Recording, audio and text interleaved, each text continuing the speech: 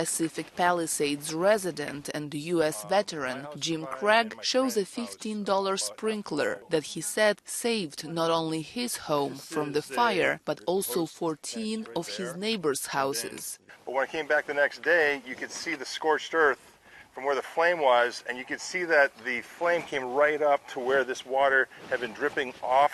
That kept the flames from coming down to my house, going over down to my neighbor's house, my neighbor's house, my neighbor's house. Craig, who served for more than 30 years in the U.S. Army Special Operations, belongs to a local post 283 of the American Legion, a U.S. war veteran organization that today is dedicated here to helping the local community through the disaster, which destroyed more than 5,000 structures in the neighborhood and claimed lives of at least 8 people. Craig compares the current state of the city to a war zone. Their house is a pile of ashes, and the broken bits of their lives are in those ashes. When I went to a war zone, I had a place to come home to.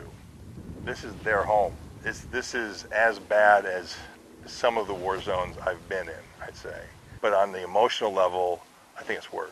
Another member of the Legion, Scott Wagenseller, who served in the U.S. Navy for 20 years, today runs a local security company here. A week ago, when the fire erupted and caused an evacuation panic, he used his knowledge of local streets to help people to get out of the area. That training that we have had through the military, dealing with disaster situations everywhere we go. We know how to bring what I like to believe is some calmness and at least some decisive stability of leadership so that we can help people carry on from what is chaos. This American Legion post is planning to convert its building that survived the fire into a community hub where residents can get any help and guidance they need, says U.S. Marine Corps veteran Jason Mayo. There's a 10,000 square foot facility there with full kitchen, auditorium or meeting hall space and private meeting spaces as well. The plans for the American Legion are to open its doors to local relief efforts. Mayo adds they want to encourage people to stay in the area and rebuild.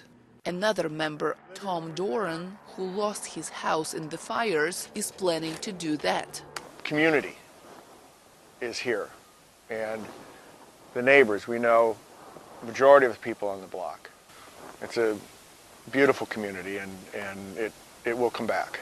As a symbol of this community bonding together, going through difficult times, he raises an American flag over the American Legion post 283. Genia, Dulot, VOA News, Pacific Palisades.